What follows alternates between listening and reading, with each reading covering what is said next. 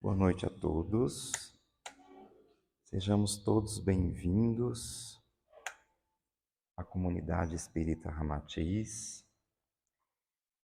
Vamos neste momento elevar nossos pensamentos a Deus, nosso Pai, procurando entrar em sintonia com as vibrações deste templo, recebendo do plano superior as energias que tanto almejamos, a serenidade de espírito e a paz de consciência.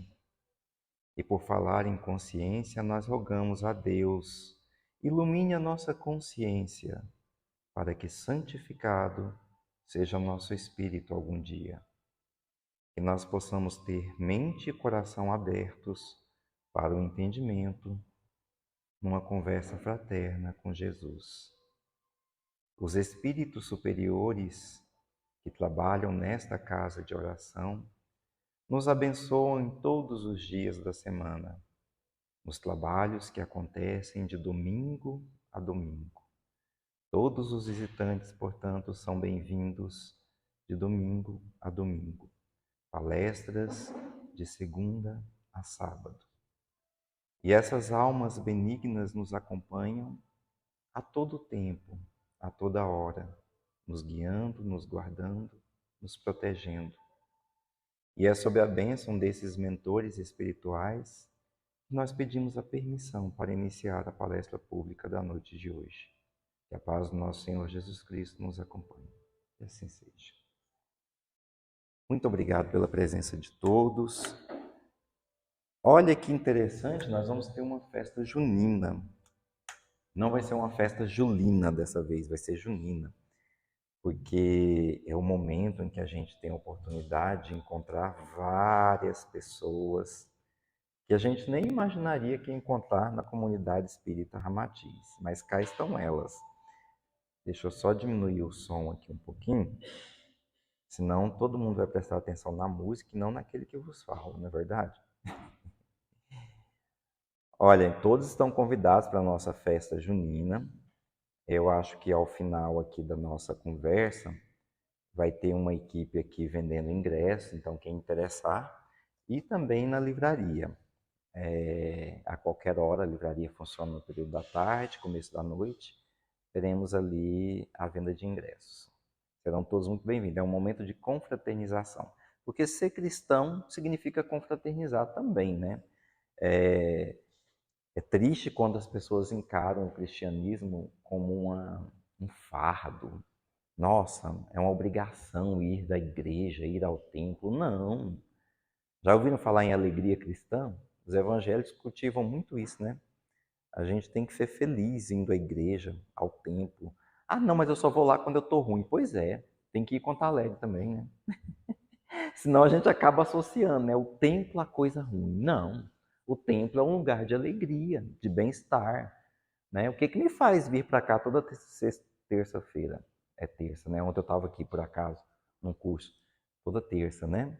É porque eu gosto de estar aqui, ver as pessoas, os coleguinhas, de jalequinho branco, as almazinhas dos mentores, né? Eu gosto de ver esse povo, encontrar esse povo, confraternizar com esse povo.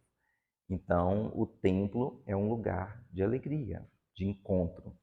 E como a gente trabalha em grupos ao longo da semana, então tem grupo de segunda, grupos de terça, na verdade é mais de um grupo no dia. Hoje nós temos 3 grupos trabalhando paralelamente aqui.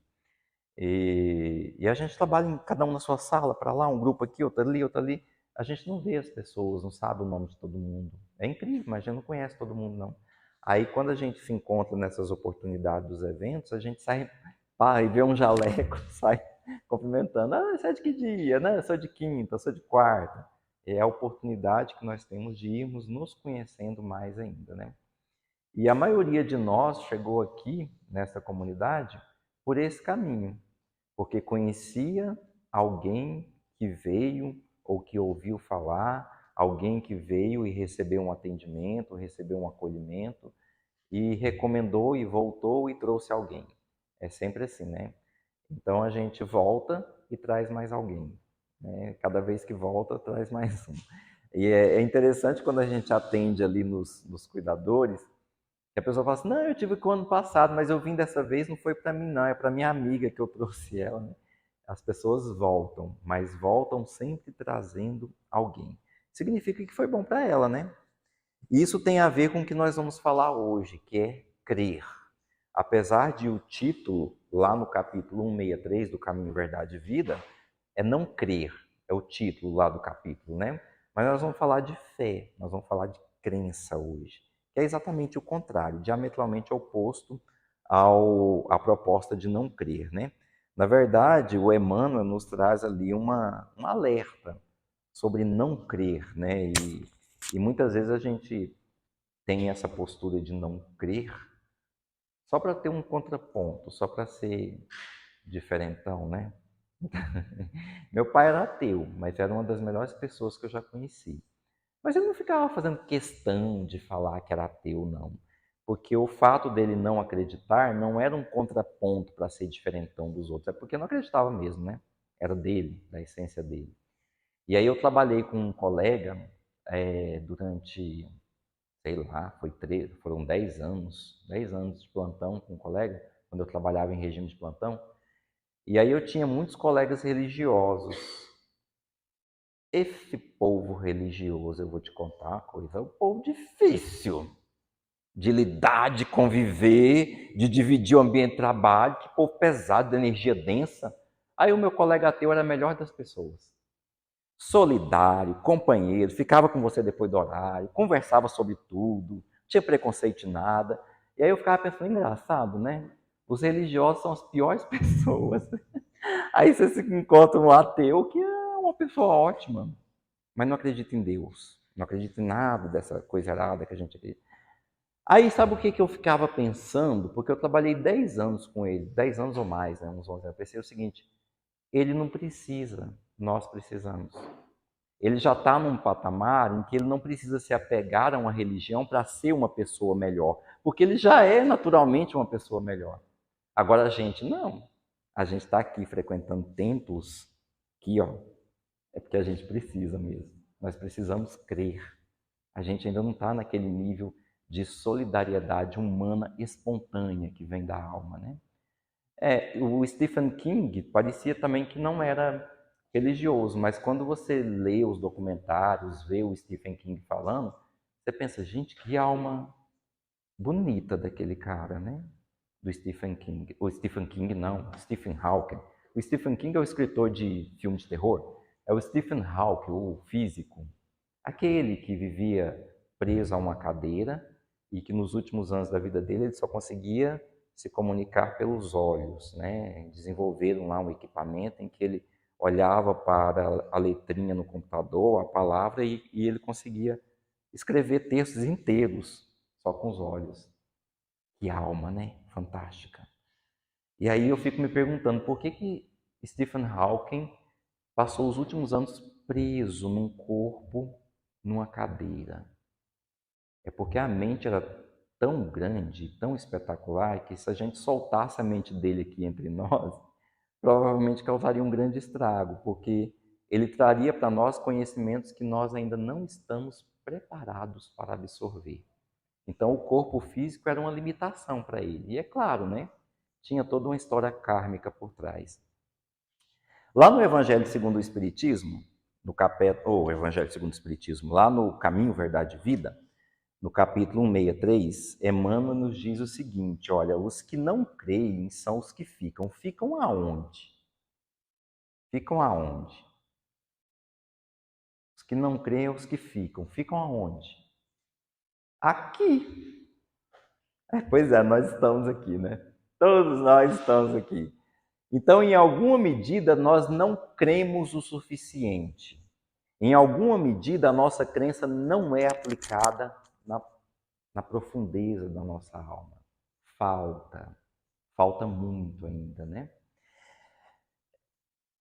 Para eles, todas as expressões da vida se reduzem a sensações finitas, destinadas à escura voragem da morte. A morte como o fim de tudo, né? Os que não creem limitam os próprios horizontes e nada enxergam senão com os olhos destinados ao sepulcro, adormecidos quanto à reflexão e ao discernimento. Aí eu tenho um padrinho de casamento que também é ateu. E aí ele acredita que nós somos um amontoado de reações químicas. É só isso. Aí eu brinco com ele, eu falo assim, nossa padrinho, mas então esse amontoado de reações químicas tem uma inteligência sui generis, né? Porque assim, como é que um monte de reações químicas aleatórias que resultam em corpos humanos como nós, mentes pensantes, é capaz de se organizar tão bem assim, né? Em meio ao nosso caos. Porque a gente tem sociedades, a gente fala línguas, nós temos o Stephen Hawking com aquela inteligência. Será que um amontoado de moléculas, por acaso, criou uma mente como a do Stephen Hawking? Você acredita mesmo nesse jogo de azar assim? Você joga as moléculas ao acaso e aí você cria uma mente como o do Albert Einstein. Você cria um talento como Ludwig van Beethoven, Mozart, para a gente não falar de outros, né? Você cria uma criatura, você joga um amontoado de moléculas e reações químicas e você cria um Chico Xavier da vida. É meio difícil de acreditar, né? É meio difícil de acreditar que é obra do acaso.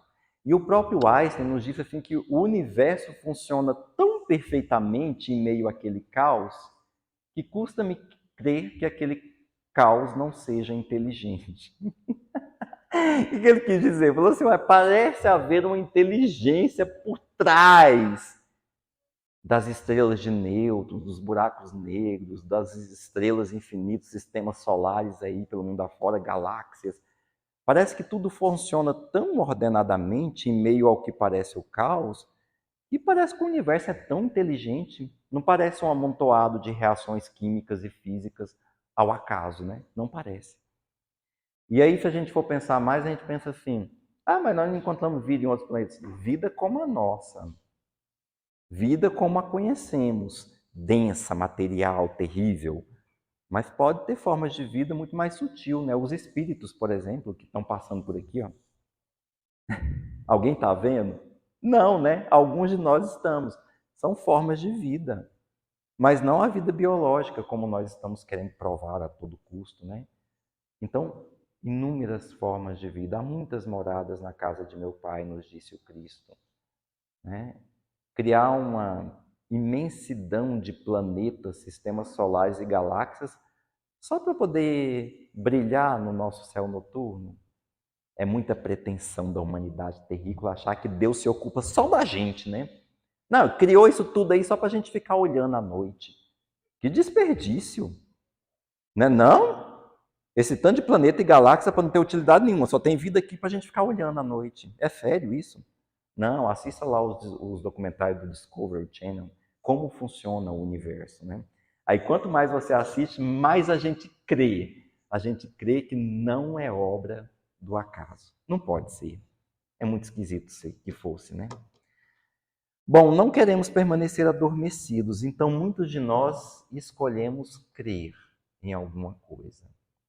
Mas acreditar, conforme a doutrina espírita, não é uma fé cega. Então, assim, eu quero acreditar que esse tripé vai me curar de todas as dores. Então, eu venho aqui, ó tripé, curai-me de todas as dores.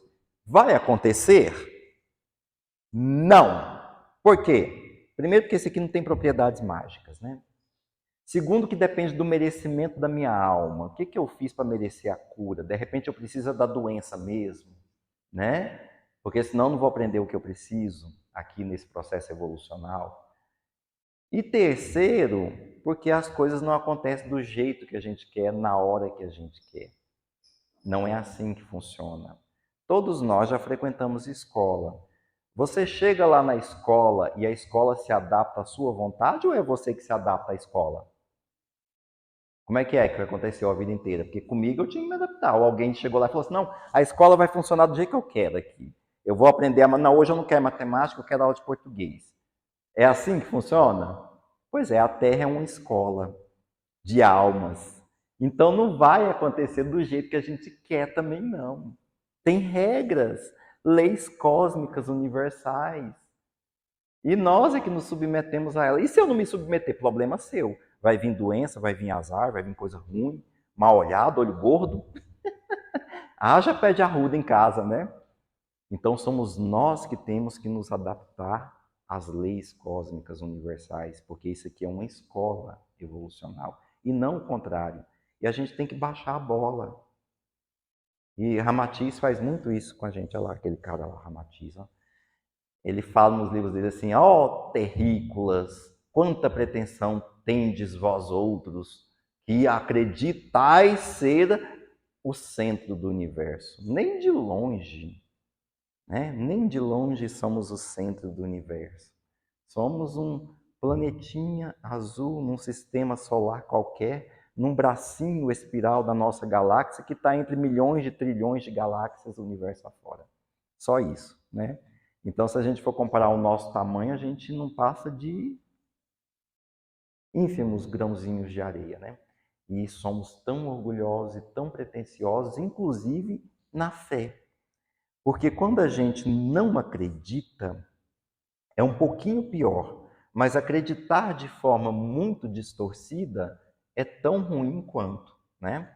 E Emmanuel nos diz o seguinte: é imperioso conhecer que quantos não creem na grandeza do próprio destino, sentenciam a si mesmo às mais baixas esferas da vida. Porque se a gente não acredita no nosso processo evolucional, e a gente acredita que tudo vai se acabar ali no túmulo, então nós nos condenamos a um amontoado de moléculas ao acaso.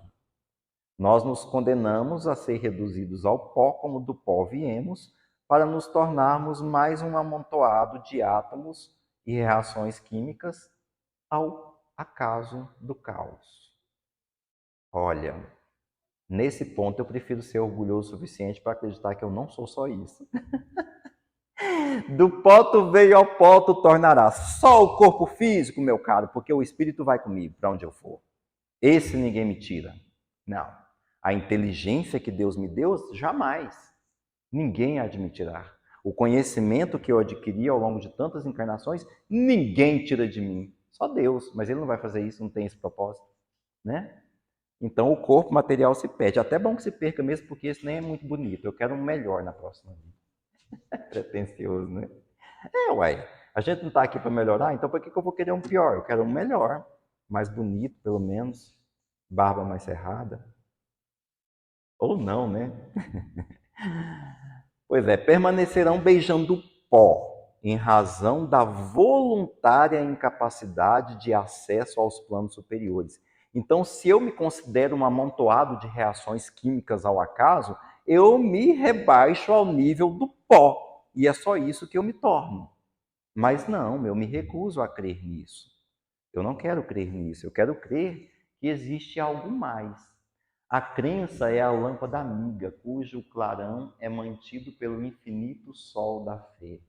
O vento da negação, da dúvida, jamais consegue apagá-la. E nesse momento a gente tem que lembrar daqueles mártires na arena romana, né? Lá no Coliseu, quando os cristãos primitivos eram perseguidos por Roma, e que aí a pessoa chegava ali com uma tocha de fogo assim, os leões amarrados lá prontinho para serem soltos, e aquela bela mulher amarrada a uma haste com as mãos para cima, vestida dignamente, parecia uma deusa. Renuncias, ó mulher, a este Cristo infame, né? Em detrimento do... porque deprime, deprecia e afronta os deuses romanos. E ela apenas dizia: não posso renunciar e renegar a minha fé ao meu Cristo. E não se importava com o fogo, nem com os leões, nem com a morte que lhe consumiria dali a pouco. Porque a sua fé era tão imensa que nada disso importava mais, nem esse mundo. Para que eu quero ficar aqui? Abrevi minha ida, melhor assim. Tamanha fé, né? Sim, os mártires primitivos, os cristãos primitivos, morriam dessa forma. E a gente morre no hospital tomando morfina com toda a anestesia do mundo e ainda reclama e tem pavor da morte. Não é não? Que inveja que eu tenho dos cristãos primitivos que tinham esse ato de heroísmo em nome da fé. Renuncias, ó mulher. Não posso. Minha fé é superior a tudo isso. Simples assim. Né? Como Joana d'Arc na fogueira. Como Joana d'Arc na fogueira. A fé verdadeira e a fé ostentada. Eu tenho uma dificuldade de conviver com gente de fé. O que você está falando? Não, é sério, a gente que ostenta a fé, mas eu tenho uma dificuldade. Sabe quando você nunca viu a pessoa e você conhece a pessoa? Oi, bom dia, boa tarde, como é que vai a senhora? Pois é. Ah, eu sou de tal religião. Eu não perguntei isso. Eu acabei de te conhecer. O que me interessa a sua religião, meu Deus do céu? Eu sou uma mulher de fé, de Deus. Quando fala isso para mim, eu já desconfio. Eu falo assim, não é mesmo? Ixi, ali tem muita coisa por trás, escondida. Não, porque eu não tenho coragem de falar que eu sou um homem de fé, de Deus. Eu não tenho essa coragem, não. Eu estou longe disso, eu estou aprendendo, caminhando. Eu tenho humildade de reconhecer que eu estou cheio de defeito, que eu pelejo todos os dias. A pessoa chega, eu sou um homem de Deus. Eu falo, eu tenho um irmão assim. E aí eu conheço todo o passado dele, né? E eu penso assim, nossa senhora, seu passado te condena demais, filho. Né? Não, tá longe de ser, tá bem pior que eu acho. Então, assim, desconfio de quem se proclama um homem de Deus, uma mulher de fé. Ah, pelo amor de Deus, você tem fé suficiente, mas você não precisa propagar para os quintos, não. Não, a sua fé é para a sua vida. A sua fé só vale se você aplicar na sua vida e não na dos outros. A fé tem que ser aplicada na sua vida, não na dos outros. Simples assim. Aí a pessoa não consegue aplicar nem na dela, mas luta com fervor para aplicar na vida alheia, né? Eu fico impressionado com isso. Então, assim, tem gente que trabalha comigo há 10 anos e não sabe que eu sou espírita. Um dia a pessoa perguntou para mim, você tem alguma religião? Eu falei, tenho, eu sou espírita. Não, porque eu não escondo de ninguém se me perguntar. Mas se me perguntar também, eu nunca propaguei, eu não faço propaganda para os elitismos, não. Ah, mas você não quer ver sua igreja cheia? Não, vai lá quem quer. Pelo amor de Deus. Só vá se você quiser. Nunca você vai me ver arrastando alguém pela gravata para entrar aqui na igreja. Jamais. Nem sabe que religião eu tenho, não faço questão de dizer. Mas se me perguntar, jamais esconderei. Sou espírita, kardecista. Desde quando? Desde que eu nasci. Acho que desde a outra encarnação. É, simples assim. Essa é a fé verdadeira, a fé íntima. Então eu aplico a doutrina espírita na minha vida. Hoje eu tive a oportunidade de discutir severamente com alguém. E aí a pessoa, antes de entrar na minha sala, eu mandei mensagem no WhatsApp, assim, estou te aguardando na minha sala. Aí eu falei assim, nossa senhora, quando essa pessoa chegar aqui, eu vou falar isso. Aí eu olhei para o Evangelho segundo o Espiritismo, lá na minha mesa tem, né? Eu olhei assim e falei assim, credo, Elcio, não está sendo cristão nem um pouquinho, né? Deixa eu abrir esse evangelho aqui. Aí abri o evangelho, adivinha onde caiu? Perdoai as vossas ofensas. Né? Perdoai, oferecei a outra face. Eu, nossa senhora, que... Aí li o evangelho, guardei lá na gaveta, porque ninguém tem obrigação de saber que eu sou espírita, porque tem gente que põe a Bíblia assim, ó, virada aqui. Para você ter certeza que ela é crente, né? Não. Eu pego meu evangelho, leio e soco na gaveta, lá, guardado. Precisa saber o que eu sou, né? Aí, ainda mais no ambiente de trabalho, que é inadequado, é inapropriado. Aí a pessoa chegou e eu, boa tarde, tudo bem com a senhora? Vamos conversar, né? Então, qual que é a dificuldade que a senhora está tendo? Foi outra conversa, foi maravilhoso, no final teve abraço. Que lindo, que fantástico. Quem me ajudou? A religião. Eu estava sendo um homem de Deus cristão minutos antes? Nem de longe. Então eu estou pelejando, eu pelejo todos os dias. Eu consegui ser na hora. Graças a Deus. Oh, glória. Graças a Deus. Vitória, né? Mais uma. É assim, minha gente. É gota a gota, passo a passo, um dia de cada vez. Então não fica batendo no peito aí falando que você é um homem de fé, mulher de fé, não. Não sei se é não, viu? Eu desconfio. Sabe quando chega aquele político assim e fala assim, nós somos honestos. Quem é que acredita aqui? Alguém acredita? Aqueles que falam assim, nós estamos aqui para moralizar. Ixi, quando eu vejo esse discurso assim, eu falo, ixi, pode procurar, caça aí que vai achar, certeza. Né? É porque está querendo esconder alguma coisa por trás das palavras, da aparência, da maquiagem, da vestimenta, né? Do título, sei lá, de tudo. Os que creem distanciam-se dos semelhantes, e é verdade, a gente se torna diferente mesmo. Apesar de reconhecerem a própria imperfeição, graças a Deus, ou glória. Classificam a paisagem em torno e se identificam os caminhos evolutivos. Tomados de bom ânimo, sentem-se na tarefa laboriosa de ascensão à montanha do amor e da sabedoria. Como é que se reconhece um bom espírita? Como que se reconhece um bom espírita? Quem é espírita sabe, está lá nos mandamentos. Como que é? Quem já leu no Evangelho segundo? Gente, a livraria está bem ali, ó, depois do vidro. Reconhece-se o bom espírita pelo esforço que faz em domar as suas más tendências. Está lá no Evangelho segundo o Espiritismo. Em momento algum, o Evangelho segundo o Espiritismo disse que nós, espíritas, somos perfeitos e salvos. Pelo contrário, está longe da salvação. Reconhece-se o bom espírita pelo esforço que faz em domar suas más tendências. Todos os dias, em toda a sua vida, nesta e nas próximas encarnações. Simples assim.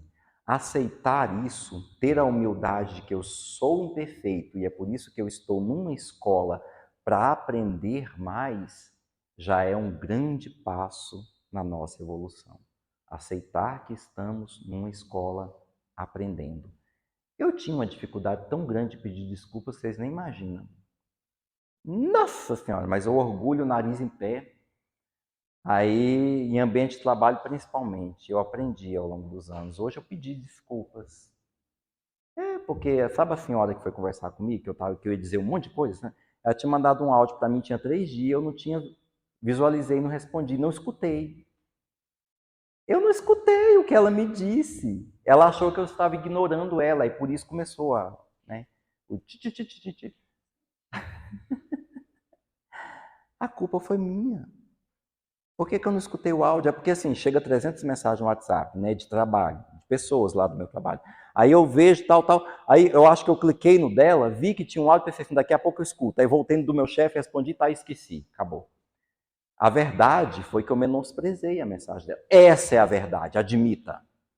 E eu admiti, falei, não, a verdade foi que eu ignorei sua mensagem mesmo, porque eu considerei a do meu chefe mais importante. A senhora me desculpe. Eu pedi desculpas com sinceridade. E é isso que nós temos que fazer. Vamos reconhecer quando erramos. Vamos pedir desculpas. Gente, ter coragem de pedir desculpas é uma das maiores valentias que uma pessoa pode ter, viu?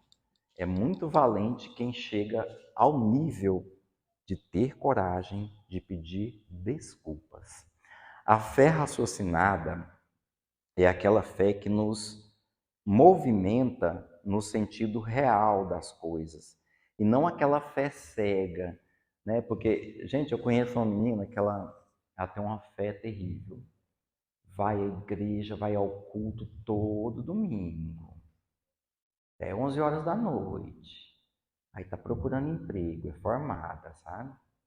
Engenheira. Tá procurando emprego, mas assim, ela manda um currículo ou outro pela internet e fica lá dentro de casa, orando a Deus para que um milagre aconteça. Gente, alguém vai lá na porta dela e fala assim: ah, e aqui eu tenho um emprego para você. Sério que isso vai acontecer? É sério que Deus vai mandar um anjo numa carruagem de fogo na porta da casa dela e abrir assim com a trombeta, tan, tan, tan, tan, ó, fulana, eis aqui o seu emprego, porque oraste a mim, teu Deus. Ai, pelo amor de Deus, gente, faça por onde que eu te ajudarei, né? Então, vá para a rua, vá caçar, vá bater de porta em porta, vá fazer como todas as pessoas fazem que procuram emprego. Aí Deus te abençoa, porque você está indo atrás. Agora, ai, Deus tem que me ajudar a passar no vestibular. Está estudando? Nossa, Deus vai me ajudar a comprar um carro novo. Está economizando? Nossa, Deus há de me abençoar com um casamento feliz. Você se esforça para ser um bom parceiro, uma boa parceira? Deus há de me abençoar com filhos saudáveis. Por quê? Se vier com síndrome de Down, você não quer não? Ih, a cada pergunta, né? Não, Deus há de me trazer um conforto. Você merece? Você está procurando? Fazendo por onde? Né? Não, Deus há de mudar a minha vida. E o que você está fazendo para que a sua vida seja diferente? Porque quando a gente fala assim, eu quero mudar a minha vida, aí você levanta, escova os dentes, toma café e faz tudo igualzinho que você fez ontem. A sua vida vai mudar? Se você faz exatamente a mesma coisa de ontem, como é que você espera que a sua vida mude? Por um passe de mágica, assim, um gênio da lâmpada? Mudou tudo. Né? A partir de hoje você vai ter o cabelo assim, o carro assado, o marido tal. Ou você tem que tomar alguma atitude. Então, nenhuma vida muda se as suas atitudes não mudam. Fica tudo igual, a mesma. Tá? Então não adianta pôr sementinha de romã na virada, na carteira, né? Porque o dia 31 de dezembro e o dia 1º de janeiro nada mais é do que uma contagem de tempo que nós mesmos inventamos baseado no movimento da Terra em torno do Sol. Ou seja, no dia 1º de janeiro, a Terra continua circulando em torno do Sol e nada muda. Ou alguma coisa já mudou para você no dia 1º de janeiro? A não ser a dor de cabeça da bebedeira no dia anterior. Ou a dor de estômago e a vomitança porque comeu demais. Hã? Nada muda. Dia 2 tem que estar lá no emprego do mesmo jeito, no mesmo lugar, com o mesmo chefe. Não adianta. O ano só será novo se a atitude for nova. Se tivermos coragem de fazer alguma coisa diferente. Senão, fé raciocinada.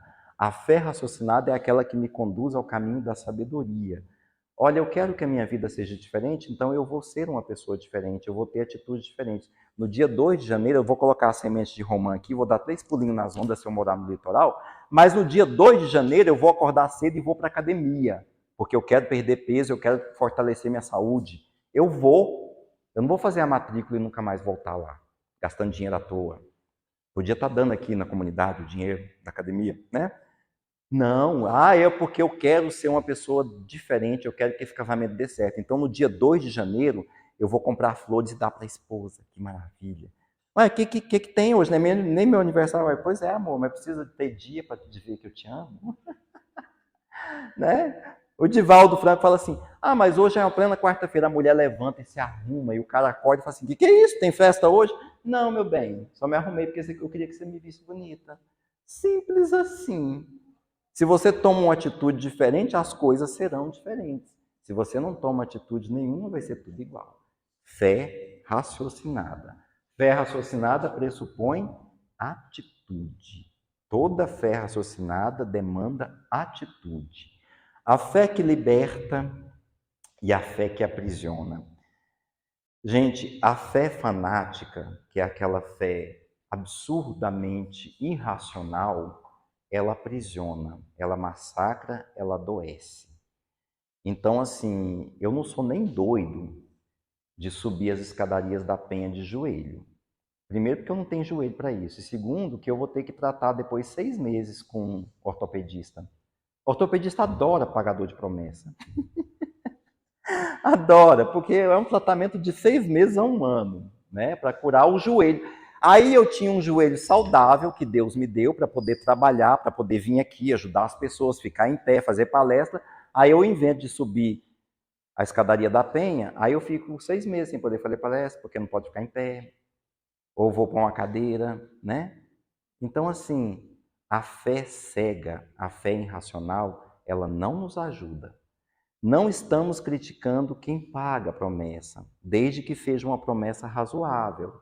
Né? Eu achei engraçado uma senhora evangélica, porque evangélicos eles não fazem negócio de promessa, né? Mas é católico, espírita que gosta de fazer, né? E aí ela é uma senhora evangélica das igrejas da mais conservadora, e aí uma criaturinha que a gente ama muito, que trabalha ali no fundo, adoeceu gravemente. E ela ia lá orar nele todo dia, né? Mas sem pretensão nenhuma. Aí ela pegou e falou assim, olha, eu estou pedindo tanto para Deus, rogando para Deus para te ajudar, que assim, se Deus achar que você merece ajuda e Deus te ajudar, eu prometo que eu vou fazer tantas intenções na igreja, ó Deus, eu prometo. E ela fez, mas ela prometeu uma coisa que ela dá conta de fazer, que ela não vai prejudicar ninguém, nem o próprio corpo. E ela cumpriu depois, fez todas as intenções na igreja. Eu achei tão lindo. Eu não sei se ajudou não, mas a criaturinha ali sarou, viu? É a fé que liberta. Essa fé que liberta é maravilhosa, né? Então é nesse sentido de fé que nos liberta que nós vamos convidar a todos a entrarmos nesse estado em que nós vibramos, sentimos as energias do templo, as energias superiores, as energias que transcendem. Isso faz parte da fé, sentir em nós as energias. E isso acontece aqui, quando o passe ocorre.